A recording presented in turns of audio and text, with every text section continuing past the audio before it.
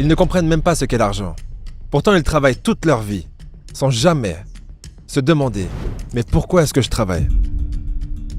L'être humain est le seul être vivant à devoir payer pour avoir le droit de vivre sur Terre. Mais l'argent n'est qu'une illusion. Si vous n'avez pas d'argent, vous n'avez rien. Mais si vous n'avez que de l'argent, vous n'avez pas grand-chose. Les actes les plus cruels et monstrueux ont presque tous été commis au nom de l'argent. Et beaucoup par nécessité vendent ce qu'ils ont de plus précieux, leur temps. Mais est-ce que ces sacrifices en valent vraiment la peine? Surtout si je vous dis que l'argent est une arnaque. Dans cet épisode, vous comprendrez pourquoi et comment utiliser cette injustice à votre avantage. Un bot, c'est quelqu'un qui fonctionne en pilote automatique. C'est quelqu'un qui suit un script qui a été programmé. Beaucoup de gens fonctionnent en pilote automatique. Ils se réveillent, ils pointent. Ils travaillent, ils déjeunent, ils scrollent sur leur téléphone, ils repointent, ils travaillent, ils regardent Netflix et ils vont se coucher. C'est le cycle automatique dans lequel ils vivent. Un glitch, c'est quelqu'un qui sort de ce cycle et qui forge son propre système. Donc, il ne vit plus selon les règles du système, mais il est une anomalie, un glitch. Ils opèrent à l'intérieur du système, mais ils ne sont pas soumis aux règles. Et quand vous fonctionnez de cette manière, vous commencez à réaliser que les conseils pour bots ne suffiront pas pour réussir sa vie. Mais c'est pour ça que les gens valident et aiment le dollar américain. Ils valident et aiment la monnaie fiduciaire. Et ils valident et aiment le fondement économique actuel dans lequel nous vivons. Parce que tout est scripté. Ils ne comprennent même pas ce qu'est l'argent. Pourtant, ils travaillent toute leur vie, sans jamais se demander « Mais pourquoi est-ce que je travaille ?» C'est une arnaque. Ouais. C'est une arnaque. Et ils impriment de l'argent, alors que le système implose en temps réel. Et les jeunes étudient. Pour un examen d'histoire. Alors que l'histoire a été falsifiée, blanchie et corrigée. Pourquoi? Pour l'intérêt et le bénéfice de certains. Donc les gens qui vivent une vie de robot, vous êtes complètement fous. Qui que vous soyez, il faudrait se positionner pour le prochain reset mondial, car ça arrive. Ça s'est déjà produit. Vous pensez que c'est quoi une révolution industrielle? Vous n'avez pas étudié la première révolution industrielle?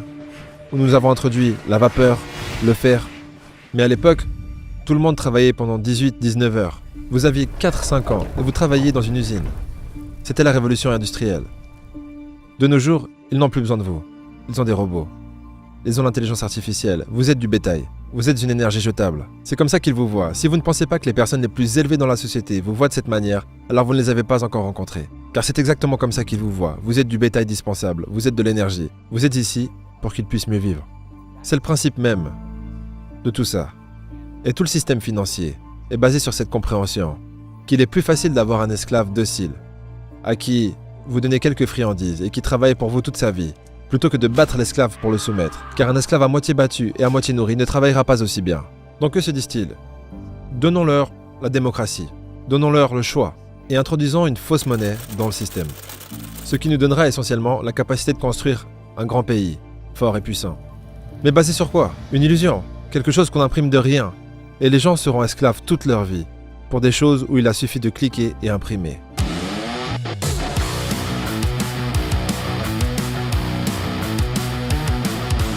Alors ils ont réalisé que nous n'avions plus besoin de forcer les gens à l'esclavage, nous pouvons simplement les tromper à l'esclavage. Comme l'a dit Sun Tzu, l'art de la guerre est l'art de la tromperie. Ce n'est pas l'art du combat, ce n'est pas l'art d'aller tête à tête contre votre ennemi, c'est l'art de la tromperie. Et la plupart des gens ne réalisent pas qu'ils ont été trompés. Comme l'a dit Mark Twain, il a dit « Il est plus facile de tromper quelqu'un que de le convaincre qu'il a été trompé. » Donc il est plus facile de mentir à quelqu'un et de lui faire croire un mensonge que de lui dire « Mon ami, tu as été trompé. Est-ce que tu me crois ?» Non, pourquoi? Parce qu'il a un ego. Et il faut se débarrasser de cet ego et comprendre que ce qu'on vous a dit, ce qu'on vous a enseigné, a été programmé par d'autres pour qu'ils puissent profiter de vous. Et c'est dans l'auto-éducation, l'autosuggestion, l'autonomie et l'apprentissage que vous pouvez réellement devenir libre. Parce que vous pouvez avoir plein de bitcoins et plein d'argent, mais si vous ne savez pas comment le monde fonctionne, si vous ne savez pas ce qui va suivre, si vous n'avez pas de connexion, si vous ne réseautez pas, si vous n'êtes pas bien placé, vous allez vous faire avoir. L'argent ne vaut rien, donc si tout ce que vous avez c'est de l'argent, alors vous n'avez pas grand-chose. Comment se libérer des chaînes de l'esclavage moderne? C'est plutôt simple. Commencez par diminuer vos dépenses et mettez le plus d'argent de côté possible. Si vous claquez l'intégralité de votre salaire pour vous soulager de la souffrance de votre vie d'esclave, vous resterez esclave. Donc mettez chaque centime possible de côté. Vous allez ensuite pouvoir donner une valeur réelle à cet argent, qui ne vaudra de toute façon bientôt plus rien à cause de l'inflation. Ensuite, vous allez pouvoir investir une partie de cet argent en vous-même et une partie dans un secteur à forte croissance. Tout ça dans le but de générer plus d'argent. Argent que vous pourrez ensuite échanger contre d'autres biens qui ne sont pas touchés par l'inflation. Mais n'oubliez pas que lorsque vous n'avez pas d'argent, votre plus grand atout est le temps. Investissez la majorité de votre temps à trouver des solutions pour créer de la valeur dans le but d'augmenter vos revenus. Et ne pensez pas qu'un revenu universel sera la réponse à vos problèmes ou que ça vous offrira plus de liberté. La dépendance est une prison et le seul moyen de s'en libérer est de devenir indépendant. Même si voter et manifester sont perçus comme des choses importantes, ça ne réglera pas vos problèmes personnels et financiers. Personne ne viendra vous aider. Les élites ont autant d'empathie pour vous que vous en avez pour les animaux d'élevage. Et une vache n'a jamais réussi à convaincre un abatteur qu'elle méritait une vie meilleure. Alors ne comptez que sur vous-même. Commençons par l'histoire. Qu'est-ce que l'argent? L'argent, c'est la dette. En 1907, il y a eu une crise bancaire, provoquée par les banquiers pour introduire quoi? La loi sur la réserve fédérale de 1913 par Woodrow Wilson, l'un des présidents les plus corrompus de l'histoire américaine. Il croyait réellement que la Constitution des États-Unis était un organisme vivant, adaptable et modifiable selon les époques, et que les gens n'avaient pas de droits humains fondamentaux naturels, mais que leurs droits leur étaient accordés par le gouvernement. Ce gars-là ne croyait donc pas en la Constitution. Imaginez un président des États-Unis qui ne croit pas aux droits constitutionnels de ses citoyens et qui introduit un système bancaire fiduciaire permettant aux banquiers de fractionner de l'argent. Donc prenez son cas, déposez-les, il crée 900 000 $ à partir de rien. Mais le problème c'était qu'à cette époque, l'or était encore lié au dollar. Alors que se passait-il? Ils avaient les dépôts bancaires, en fait les dépôts d'or. Puis ils créaient les tickets bancaires comme preuve pour les dépôts d'or. Mais ce que les banquiers ont commencé à faire, ces escrocs, c'est qu'ils ont commencé à imprimer plus de reçus que d'or réel dans les banques. Donc les Français s'en sont rendus compte, les Britanniques aussi. Ils ont commencé à échanger massivement ces faux papiers. Ils ont navigué jusqu'aux États-Unis. Et ils sont allés dans les banques avec tous ces faux reçus pour de l'or réel. Donc tous ceux qui avaient réellement déposé de l'or se retrouvaient sans rien. À ce moment-là, en 1971, les talons or supprimés. I have directed Secretary Connally to suspend temporarily the convertibility of the dollar into gold. Maintenant, imprimez autant d'argent que vous le voulez, car il n'est plus basé sur les talons or. Ce qui était la seule chose constitutionnelle d'ailleurs. L'or est censé garantir la valeur du dollar. C'est un droit constitutionnel, mais les gens ne comprennent même pas cela, et ça leur a été retiré. Le système dans lequel nous vivons actuellement est un système fiduciaire, c'est un système basé sur la dette. Tout l'argent que vous avez sur votre compte bancaire ne vous appartient pas. Il ne vous appartient pas. C'est pour ça que j'apprécie le fait que tu sois un partisan du Bitcoin. Car, peu importe ce qui arrive à Bitcoin, tu auras toujours tes Bitcoins. Tu en seras toujours le propriétaire. Le problème c'est qu'aujourd'hui, il est toujours dénommé en dollars. À cause de la valeur que le dollar a encore, même si elle est intrinsèquement perçue. Comme je te l'ai dit avant, le dollar va tomber à zéro, il ne vaut rien. L'argent que tu as sur ton compte bancaire maintenant est une plaisanterie. Autant l'investir en toi pour te positionner lorsque la nouvelle monnaie sera réinitialisée. Car à ce stade, il n'y a pas de retour en arrière. Quand on dit que l'argent ne vaut rien, j'imagine que certains d'entre vous peuvent être sceptiques car sans argent, vous ne pouvez rien acheter. Et donc vous vous dites que l'argent vaut ce qu'il vous permet d'acheter. Ce qui est vrai. Mais l'argent a cette valeur uniquement parce que tout le monde accepte et croit encore en sa valeur. La valeur des métaux précieux comme l'or et l'argent, en revanche, ne tient pas uniquement dans la croyance des gens qui l'utilisent, mais également dans sa rareté et dans la difficulté qu'il y a à miner et purifier ces métaux. En ce qui concerne le Bitcoin, c'est pareil. Il y a cet effet de rareté car il n'y aura jamais plus de 21 millions de Bitcoin en circulation, mais il y a aussi cette difficulté de calcul qui augmente de plus en plus pour pouvoir miner de nouveaux Bitcoins. Par contre, il y a une grande différence entre le fait de détenir des métaux précieux ou du Bitcoin et le fait de détenir de l'argent fiduciaire. Vous avez le droit de faire tout et n'importe quoi avec un morceau d'or, mais il est illégal de brûler un billet de banque. Et cela est la preuve qu'il ne vous appartient pas. L'une des raisons pour laquelle j'aime particulièrement le Bitcoin, c'est parce qu'il vous permet de devenir propriétaire même si vous n'avez que 50 € de côté. Et sachant que des organisations privées comme le World Economic Forum, qui regroupe énormément d'élites très puissants, essayent de façonner l'avenir et font des prédictions pour 2030 qui disent « vous ne posséderez rien et vous serez heureux ». Personnellement, c'est pas ma vision de l'avenir et je pense que chaque être humain sur Terre devrait avoir cette volonté de devenir propriétaire. Et Bitcoin vous permet de devenir propriétaire. Mais vous ne serez jamais propriétaire de l'argent que vous pensez posséder. Par contre, devenir propriétaire n'est pas sans responsabilité, car le prix d'un actif comme le Bitcoin et l'or n'est pas fixe et fluctue énormément. C'est là qu'il est important de développer les compétences et les connaissances nécessaires pour devenir le maître de vos finances. Donc, je comprends pourquoi certaines personnes aiment Bitcoin, et il y a une thèse à ce sujet qui pourrait prouver que ces gens ont raison. La seule chose qui me dérange avec Bitcoin, et je vais être honnête avec toi, c'est la quantité de liquidité qui est sur le marché par rapport à la petite taille du marché des cryptos. Il serait tellement facile pour une organisation comme Fidelity d'entrer et d'acheter tout le marché des cryptos en une journée. Et si t'as déjà du Bitcoin, ce serait pas une bonne chose pour toi? Ça serait fou. Ouais. Ou une banque centrale Ça serait qui de la se met à folie. acheter du Bitcoin. Ouais. Si on compare les marchés financiers mondiaux face au marché de la crypto-monnaie, on réalise que le marché des crypto-monnaies ne vaut que 0,41% par rapport aux marchés financiers mondiaux. Et les marchés financiers mondiaux ne représentent pas l'immobilier ni les métaux précieux. Ça représente uniquement les obligations, les actions et ce type d'actifs. Maintenant, imaginons que les investisseurs qui sont investis sur les marchés financiers mondiaux décident d'allouer 10% de leur portefeuille aux crypto-monnaies. Si cela arrivait, le marché des crypto-monnaies ferait un x25 immédiatement. Et ça, c'est sans compter tous les investisseurs qui ne sont pas encore investisseurs et qui pourraient s'intéresser aux crypto-monnaies. En gros, ce que ça nous dit, c'est que le marché des crypto-monnaies est encore minuscule. Par exemple, si on prend la valeur globale de l'ensemble des crypto-monnaies, on réalise qu'elle est plus faible que la valeur de l'entreprise Apple. Mais à mon sens, le risque est tout à fait mesuré. Surtout si on prend en considération que le PDG de BlackRock a lui-même dit que Bitcoin pourrait révolutionner le système financier. BlackRock est le plus grand gestionnaire d'actifs au monde et ils ont eux-mêmes commencé à investir dans le Bitcoin et ils sont actuellement en train d'étudier d'autres crypto-monnaies. À mon sens, c'est le meilleur moment pour commencer à s'y intéresser. Tout est un Ponzi, mon ref. Tout est un Ponzi. C'est vrai. Le dollar est un Ponzi, Bitcoin est un Ponzi, tout est un Ponzi. Pourquoi? Parce que vous comptez sur l'espoir que le prochain achètera pour un peu plus que ce que vous l'avez acheté. Et si quelqu'un l'achète pour un peu moins que ce que vous l'avez acheté, alors vous êtes contrarié. Parce que, ah merde, ça vaut moins que ce que je pensais. Donc tout est intrinsèque, tout est un Ponzi. Un Ponzi est basé sur quoi? La bonne foi et la confiance. Tout comme la FDIC. La FDIC est assurée par quoi? La bonne foi et le crédit des États-Unis d'Amérique. Donc la FDIC est assurée par quoi? De l'air.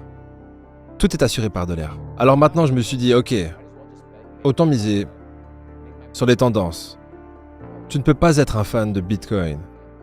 Tu dois être un fan de toi-même. Bitcoin est là pour te faire gagner. C'est pas toi qui es là pour faire gagner le Bitcoin. Donc j'utilise Bitcoin pour devenir riche. Je m'en fiche si un jour je dois déplacer tout mon argent en dollars singapouriens ou dans une monnaie bidon, ou si l'altcoin devient un jour la monnaie de réserve mondiale. Je ne sais pas, je m'en fiche. J'ajusterai en conséquence. Mon travail consiste à faire 3 choses. Créer de la richesse, la multiplier et la préserver. Vous passez donc par les 3 cycles. La première est la création. Et il est très difficile de créer de l'argent ou de la richesse sur les marchés financiers, car la plupart des gens perdent. Donc vous devez créer de la richesse en dehors des marchés financiers, via une entreprise, un travail. Ensuite, vous multipliez votre argent. Vous ne pouvez pas le multiplier par le travail, car vous n'avez qu'un nombre déterminé d'heures. Mais vous le multipliez en investissant. Investissez ce que vous êtes prêt à perdre pour le multiplier, et ensuite, comprenez où commencent et finissent les cycles, puis passez à la préservation. Vous vendez, et vous gardez du cash. Comment multiplier votre argent? Faut savoir que mon but ultimement n'est pas de littéralement multiplier mon argent, donc mes euros et mes francs suisses, mais c'est de multiplier ma valeur en métaux précieux et surtout en Bitcoin. Sachant que les dollars, les euros et la plupart des monnaies fiduciaires vont continuer à perdre de la valeur avec le temps. Mais évidemment, vous n'allez pas pouvoir multiplier votre valeur en Bitcoin en investissant simplement dans Bitcoin. Par exemple, si vous achetez un Bitcoin et que le Bitcoin fait un x10 par rapport à l'euro, eh bien, vous aurez toujours un Bitcoin. Donc la stratégie utilisée par Luc Belmar et la plupart des gens qui comprennent comment fonctionne le marché des crypto-monnaies est la suivante. Investir dans des crypto-monnaies qui ont un plus gros potentiel de croissance que Bitcoin. Puis revendre ces crypto-monnaies avant le marché baissier contre du Bitcoin ou de la monnaie fiduciaire temporairement. Honnêtement, c'est beaucoup moins compliqué que ce qu'il en paraît. Par contre, si vous n'y connaissez pas grand-chose, vous avez autant de chances de perdre votre argent que d'en gagner. Et la seule différence entre ceux qui sont devenus riches dans les cryptos et ceux qui ont tout perdu, c'est les connaissances. C'est pour ça qu'on a mis au point la formation Investisseur Crypto. Dans cette formation, vous apprendrez absolument tout ce que j'ai appris en tant qu'investisseur ces 6 dernières années. La formation dure 3 semaines et vous guidera étape par étape pour que vous puissiez vous aussi profiter de cette opportunité hors du commun. Pendant ces 3 semaines, vous apprendrez tout ce que vous devez savoir pour être en position d'acheter et de revendre vos crypto-monnaies pendant les meilleures périodes. Et ce que vous apprendrez ne vous sera pas seulement utile pour investir dans les crypto-monnaies, mais également dans n'importe quel actif, comme par exemple les actions ou encore l'or. Bon, pour résumer, dans cette formation, vous apprendrez tout ça. Et pour être sûr que vous maîtrisez vos nouvelles connaissances, je ne vous abandonnerai pas et je vous enverrai mes analyses et mon plan détaillé mis à jour environ 2 fois par mois. Et ça, pendant l'intégralité du cycle de marché. En gros, jusqu'à ce que vous ayez encaissé vos gains et que vous ayez acheté votre billet aller simple pour le Mexique. Bien sûr, je ne suis pas conseiller financier et dans ce monde, il n'y a pas de garantie. Mais je suis intimement persuadé que le marché aussi à venir changera la vie de beaucoup de personnes. La question c'est, est-ce que tu en feras partie ? Si tu veux t'inscrire ou simplement en savoir plus, je t'invite à cliquer sur le premier lien qui est dans la description. Ne perds pas de temps, car l'offre spéciale arrive bientôt à sa fin. Les gens ne semblent pas apprendre. Il y a un proverbe romain qui dit « L'idiot mérite d'être trompé ». Ce qui signifie quoi? Si vous êtes un idiot et que vous vous faites avoir et perdez votre argent, c'est de votre faute, car vous êtes un idiot, vous méritez d'être trompé. Alors, quel est votre travail? De devenir éduqué, intelligent et indépendant, afin que lorsque l'arnaque arrive, vous puissiez l'identifier et en profiter. Pas « Oh, ce type est un escroc ». Personne ne vous a mis un pistolet sur la tempe pour vous forcer à acheter ça. Personne. Vous êtes simplement tombé dans le piège parce que vous êtes un idiot. Donc, c'est un marché d'idiots. Et il y a de l'argent à gagner, donc il faut être malin. Mon but n'est pas de faire beaucoup de paris, c'est de m'assurer que les paris que je fais soient bons, car tout est un pari. Tout dans la vie est un pari. Tout est une question de probabilité. Si vous dirigez une entreprise ou créez une entreprise et pensez que d'une manière ou d'une autre, c'est plus sûr que ce que je fais, eh bien, c'est statistiquement faux, car la plupart des entreprises implosent et échouent dans les 2 premières années. Donc, un business n'est pas le seul moyen de gagner de l'argent. Et j'ai réalisé que je devais simplement être vraiment bon en matière de gestion de risque. Beaucoup de gens dirigent leur entreprise avec un faible risque, mais c'est aussi avec une faible récompense. Je n'ai pas le temps pour ça. Je suis pour un risque élevé et une récompense élevée, car je sais ce que je vaux et ce que je veux dans la vie. D'abord, j'investirai jamais dans des anciens projets altcoin. Donc, des choses qui ont déjà eu leur boom, je n'achèterai plus jamais Solana. Je ne rachèterai jamais Avax. Pourquoi? Ces projets qui étaient devenus super populaires, je n'investirai plus jamais Parce dedans. qu'il y en aura des nouveaux. Exactement, parce qu'il y aura toujours le nouveau buzz. Le nouveau buzz sera l'intégration de l'IA. Toutes ces conneries tapent à l'œil. Je vais donc faire la même chose. Je vais déterminer qui sont les gagnants, qui sont ceux qui savent faire du marketing, qui sont ceux qui savent comment créer une tendance, qui sont ceux qui sont connectés aux influenceurs et aux exchanges, investir dans ces entreprises et parier sur ces personnes. Et dès que je commencerai à avoir des fissures dans le système, je vais commencer à vendre et à shorter le marché. Et si je peux faire un x20, je pense que je serai dans une bonne situation. Et x20, pour quiconque qui connaît la crypto, c'est vraiment réalisable. C'est très facile. Si vous ne savez pas comment fonctionne le marché des cryptos et que vous ne croyez pas qu'un x50 est possible, alors vous n'avez pas encore vu un cycle haussier, car ça devient parabolique et ça va très vite, mais ça implose aussi. C'est donc là que la gestion du risque est importante.